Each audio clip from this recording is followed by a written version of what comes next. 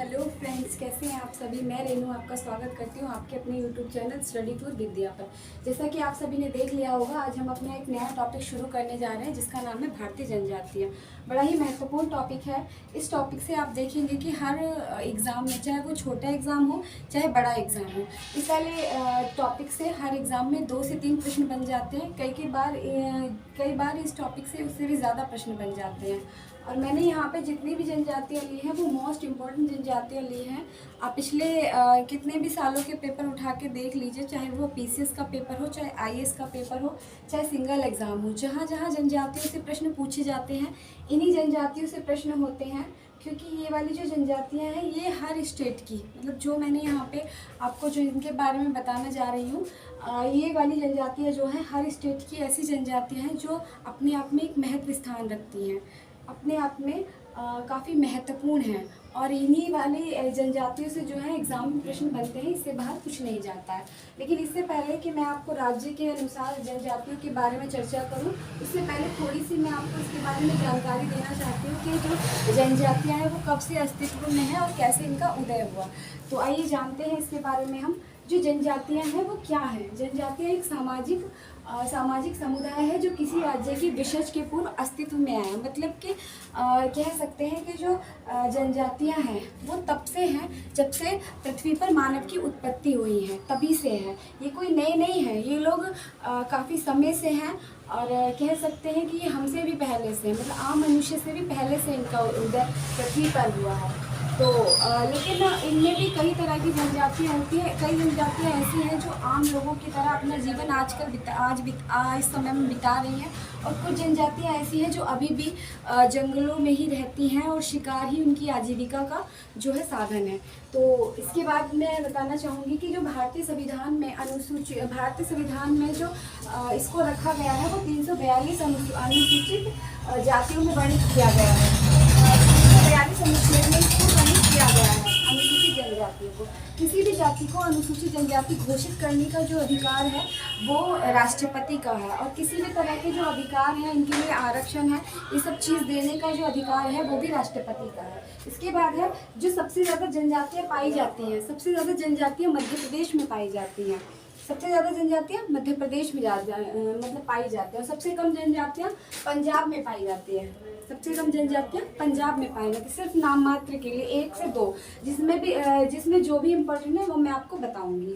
इसके बाद है दिल्ली, हरियाणा, चंडीगढ़ में, इन जगह पर दिल्ली, हरियाणा और चंडीगढ़ में इन जगह पर जनजातियों का अभाव पाया गया है। इसके अलावा मैं बताना चाहूँगी अंडमान। स्टेट वाइज में जो सबसे पहले आता है वो आता है अंडमान। अंडमान में जो भी जनजाति इम्पोर्टेंट है उसके बारे में मैं आपको बताऊंगी। इसमें है एक तो जारवा जनजाति, एक है सेंटिलीज जनजाति।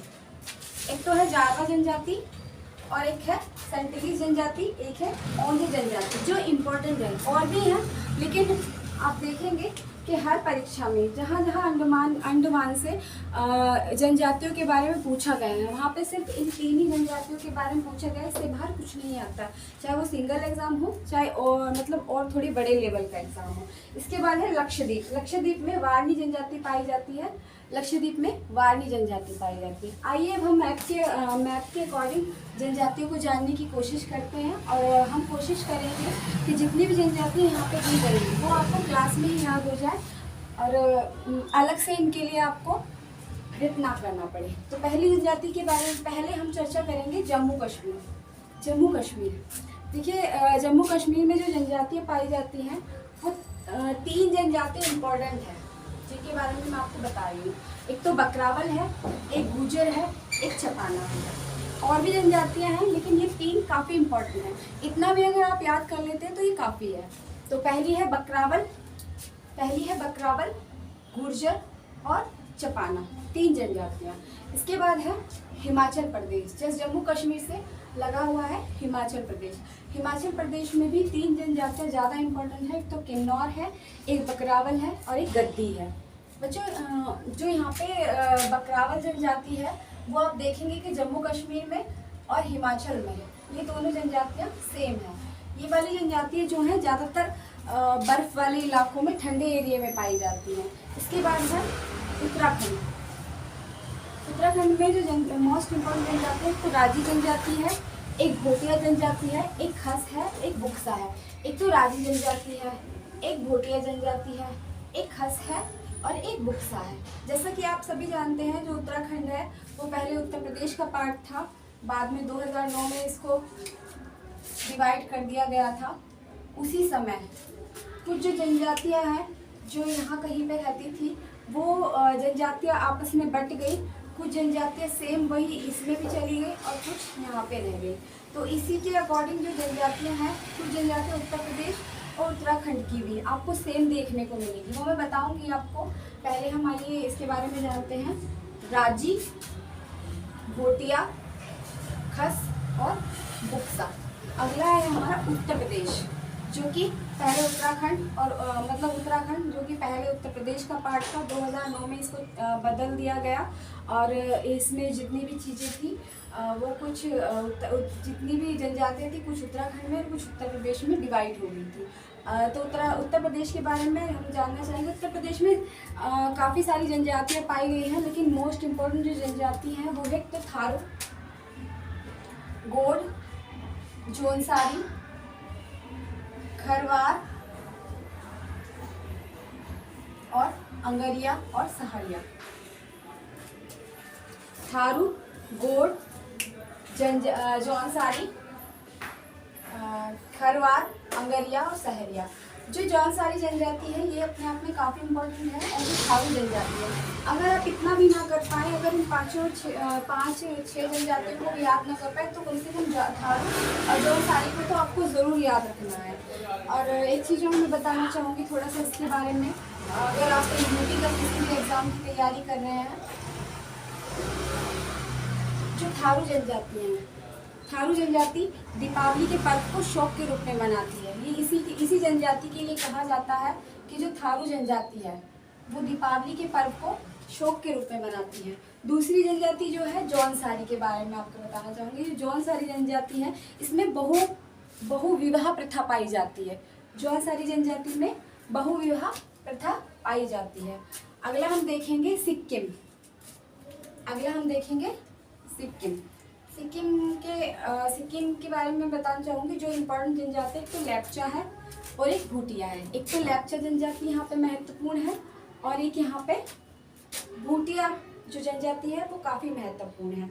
अगली जो राज्य के बारे में बताऊँगी आपको, वो है असम। असम की जो जनजाति है इम्पोर्टेंट, वो है मिरी, लुसाई, दियारा और गोर। मिरी,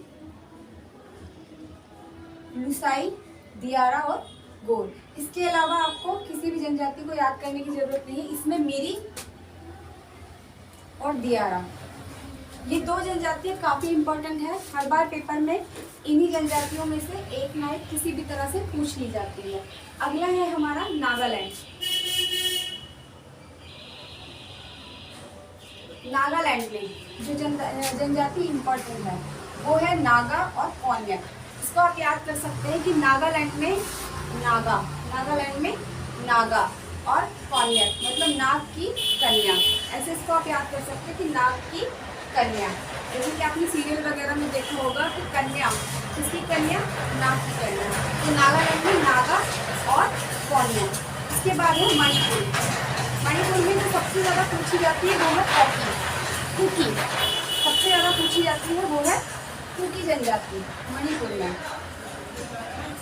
अगर आप इसमें से इसको भी याद कर लेते हैं तो भी काफ़ी है, क्योंकि ज़्यादातर घूम फिर के जो हर बार पूछी जाती है वो कुकी ही जनजाति यहाँ से पूछी जाती है। अगला है हमारा मिजोरम। मिजोरम में एक तो लाखों पाई जाती है, मीजो पाई जाती है और एक पाई जाती है पावी जनजाति। मीजो जनजाति यहाँ पे बहुत महत्वपूर्ण है। कम से कम आपको मीजो, वैसे तो तीनों ही अपने आप में महत्वपूर्ण है, लेकिन मीजो जनजाति यहाँ पे काफ़ी महत्वपूर्ण है और इसको आप याद भी कर सकते हैं। मिजोरम से मीजो, लाख जोर, मतलब कि जोर, यहाँ पे आप देखिए जोर, तो लाखर को आप जोर से पकड़ सकते हैं, जोर लाखर। एक है पावी, जोर से पाई, ठीक है। तो ये तीनों आपको हो गई हैं, लाखर, लाख जोर मीजो, मीजो से आप पकड़ सकते हैं इसको। एक है पावी, जोर से पाई, ठीक है। तो अगला है हमारा त्रिपुरा। त्रिपुरा भी आपको आप इसी से याद कर सकते हैं। त्रिपुरा में सिर्फ 2 जनजाति है जो काफ़ी इम्पोर्टेंट है, एक तो त्रिपुरी है और एक है रियांग। त्रिपुरी आप त्रिपुरा से याद कर सकते हैं और एक यहाँ पे रियांग। ये भी आप अगर चाहें तो ऐसे ही कर सकते हैं, रा और रा। इसको आप याद कर लीजिए, त्रिपुरा और रियांग, त्रिपुरा रियांग, ठीक है। तो अगला है हमारा, यहाँ तक हम पहुँच चुके थे। अब पश्चिम बंगाल के बारे में देख लेते हैं। पश्चिम बंगाल में सिर्फ 2 जनजातियाँ हैं जो काफ़ी इम्पोर्टेंट है। एक तो है लेप्चा, एक है लोधा। लेप्चा और लोधा बड़ी ही महत्वपूर्ण है, इतनी लेप्चा भी नहीं है, लोधा अपने आप में काफ़ी महत्वपूर्ण है। अगर पश्चिम बंगाल से कभी भी कोई जनजाति पूछी जाती है तो वो लोधा पूछी जाती है। अगर पश्चिम बंगाल से कभी कोई जनजाति पूछी जाती है, आप देख लीजिए, मैं नहीं कह रही हूँ इस चीज़ को, आप देख लीजिए, पिछले कोई भी पेपर उठा के देख लीजिए, अगर पश्चिम बंगाल से कोई भी जनजाति पूछी गई है तो वो लोधा पूछी गई। लोधा काफ़ी इम्पोर्टेंट है यहाँ पे। अगला हम देखेंगे ओडिशा। ओडिशा की जनजाति काफ़ी इम्पोर्टेंट है, इसमें उराव, उराव जनजाति बहुत महत्वपूर्ण है, और मुआन। एक तो उराव और एक मुआन, ये वाला, ठीक है। इसको आप याद कर सकते हैं, ओडिशा मतलब कि उड़ाव, उड़ाव, उड़ाव ओडिशा, ओडिशा भी उड़ा और उड़ाव उड़ा, मतलब उड़ाव उड़ा, ऐसे इसको आप याद कर सकते हैं। दूसरा मुआन, ये वाला, ठीक है, मुआन। इसको भी आप इसी तरह से कोई ट्रिक लगा के याद कर सकते हैं। दूसरा है गुंडा, इसको आप ऐसे याद कर सकते हैं कि गुंडा उड़ा, ओडिशा उड़ा, गुंडा ओडी उड़ा, ऐसे इसको आप याद कर सकते हैं। अगला है हमारा छत्तीसगढ़। छत्तीसगढ़ में जो इम्पोर्टेंट जनजाति है वो है करवड़ और मुरिया। करवड़ जनजाति यहाँ पे बहुत इम्पोर्टेंट है, मुरिया भी इम्पोर्टेंट है, लेकिन करवड़ जनजाति बहुत महत्वपूर्ण है। छत्तीस करवट, इसको आप याद कर सकते हैं, कितनी करवट, करवड़, करवड़, कितनी करवड़, 36 करवड़, ऐसे इसको आप याद कर सकते हैं। इसके बाद है मुड़िया, कितनी बार मुड़ा, 36 बार मुड़ा, कितनी बार मुड़ा, 36 बार मुड़ा, तो इसको आप ऐसे याद कर सकते हैं, कितनी करवट ली, 36, कितनी बार मुड़ा, 36 बार मुड़ा। तो ये दोनों आपको मुझे लगता है शायद याद हो गई हूँ। इस सिर्फ एक ट्रिक याद करने की ट्रिक है, जैसे मैं खुद भी याद करती हूँ उसी तरह से मैं आपको बता रही हूँ। प्लीज़ डोंट माइंड, इसको माइंड मत कीजिएगा। अगर मतलब कोई भी आपको अजीब लगे, आप चाहें तो इस तरह से याद कर भी सकते हैं, और अगर आपका बहुत ज़्यादा पावर अच्छी है तो आप अपने हिसाब से भी इसको याद कर सकते हैं। तो करवड़ और मुरिया। इसके बाद है आंध्र प्रदेश। आंध्र प्रदेश में 3 जनजातियाँ काफ़ी इम्पोर्टेंट है, एक तो बंजारा, एक सवारा और एक लावड़ा। बंजारा, इसको आप ऐसे याद कर सकते हैं, बंजारा, आंध्र प्रदेश को अंधा।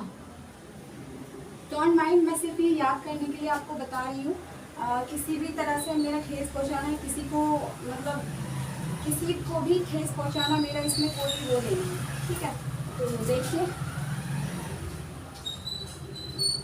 अंधा, क्या, कौन है अंधा, बंजारा, जो इधर उधर मतलब घूमते रहते हैं। इसके बाद है सवारा, अंधेरा, सवारा मतलब कि सांवला, सांवला मतलब वही थोड़ा अंधेरा, काला काला सा, इस तरह से आप इसको याद कर सकते हैं।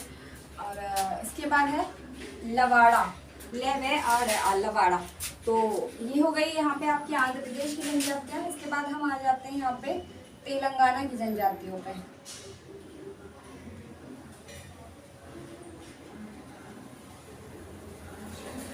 तेलंगाना में जो महत्वपूर्ण जनजातियां हैं वो है कोया, इसके बाद है कोढ़ा और इसके बाद है थोटी। तो कोया को आप याद कर सकते हैं, कोई में तेल डाला और मतलब तेलंगाना, और कोंडा को आप देख लीजिए, और थोटी मतलब छोटी में तेल डाला, तो इसको आप ऐसे याद कर सकते हैं, थोटी कोया, ठीक है, तेलंगाना। इसके बाद हम आ जाते हैं केरल पे।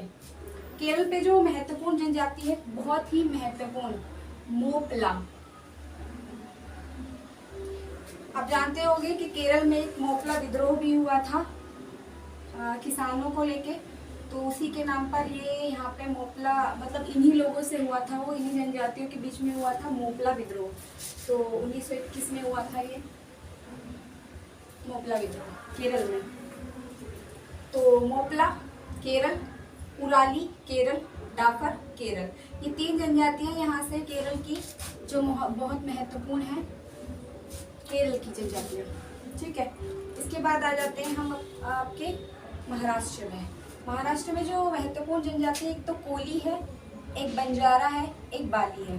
कोली, बंजारा और बाली। आप जानते हैं कि महाराष्ट्र में सुना होगा आपने फिल्मों में, या आप वहाँ पे गए भी हों तो आपने सुना होगा, जो महाराष्ट्र में है वहाँ पे खोली मिलती है रहने के लिए। तो उसी से आप इसको याद कर सकते हैं कि यहाँ पे कौन सी एक है जनजाति कोली, एक है बंजारा। याद कर सकते हैं, जैसे कि काफ़ी मूवियाँ होती हैं उसमें बंजारे का रोल मिल जाता है। जबकि आप जानते हैं कि जो महाराष्ट्र है, जो मुंबई है, वो सिनेमा घर का कितना बड़ा वो है, तो उसी से आप इसको याद कर सकते हैं, बंजारा महाराष्ट्र। और एक बाली, बाली वो आप देख लीजिए। तो उसके बाद है मध्य प्रदेश।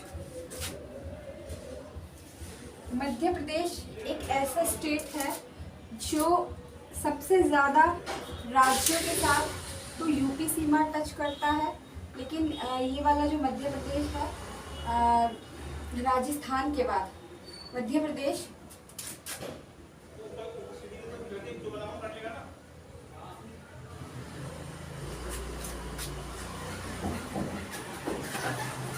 ये राजस्थान है।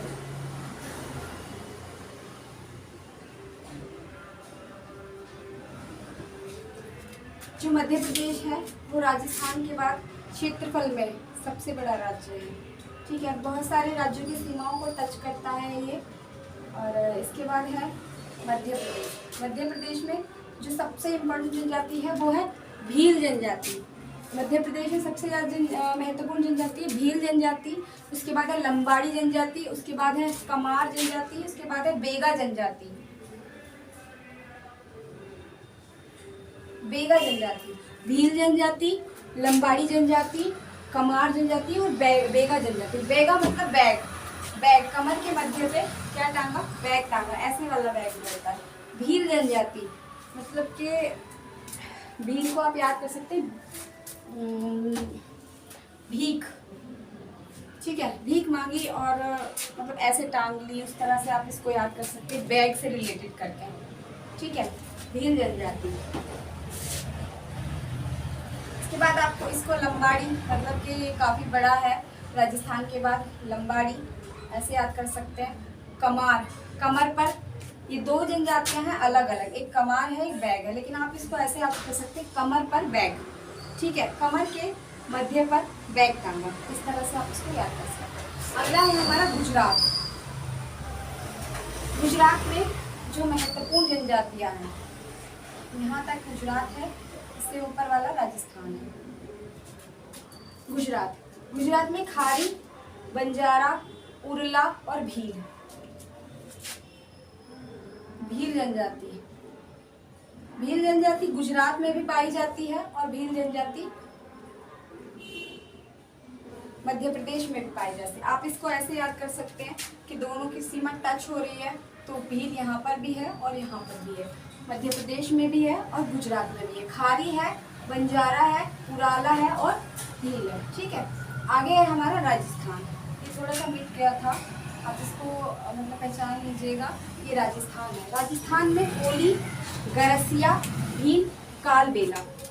पिछले कई एग्जामों में आप एग्ज़ाम देते भी होंगे तो आपको पता होगा कि पिछले कई एग्जामों में कालबेला और गरसिया इतनी बार पूछी गई है ना कि हर दूसरे तीसरे एग्जाम में ये दोनों जनजातियाँ पूछी जाती। कालबेल और गरसिया बहुत ही इम्पोर्टेंट है। अगर आप कोई भी इसमें नहीं याद करते हैं, सिर्फ गरसिया और कालबेल याद कर लेते हैं तो आपका काम हो जाएगा। मतलब एग्जाम के लिए काफ़ी होंगी, इनफ होंगी।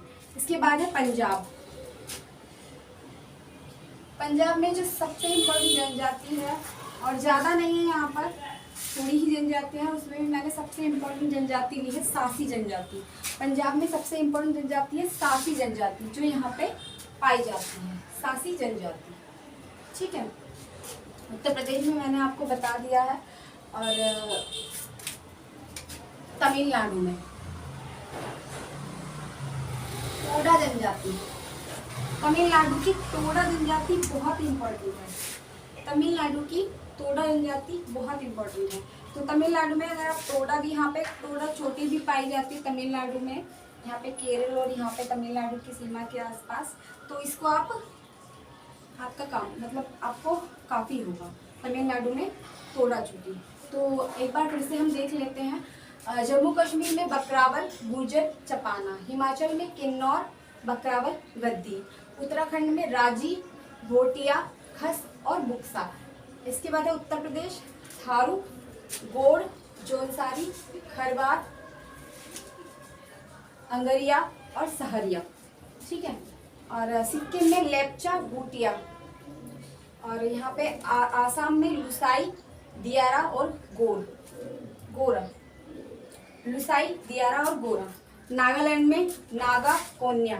नाग से नागा, कोन्या नाग की कन्या। मणिपुर कुकी।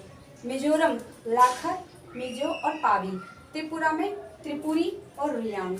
इसके बाद है झारखंड में संथौल है, मुंडा है, हो है, बिरहोर है और कोरबा है झारखंड में। इसके बाद है ओडिशा में माण, उराव और गुंडा। सबसे इम्पोर्टेंट उराव जी, यही ज़्यादातर पूछी जाती है, बाकी आप करने को कर सकते हैं, लेकिन इम्पोर्टेंट यही वाली है। ठीक है। इसके बाद है आंध्र प्रदेश, बंजारा, सावरा और लंबाड़ा। तमिलनाडु में तोंडा है। केरल में मोपला है, मोपला विद्रोह से आप याद रख सकते हैं। उराली है और डाफर है। इसके बाद है महाराष्ट्र, कोली है, बंजारा है और बाली है। और मध्य प्रदेश में कमार है, बेगा है, भील है, लंबाड़ी है।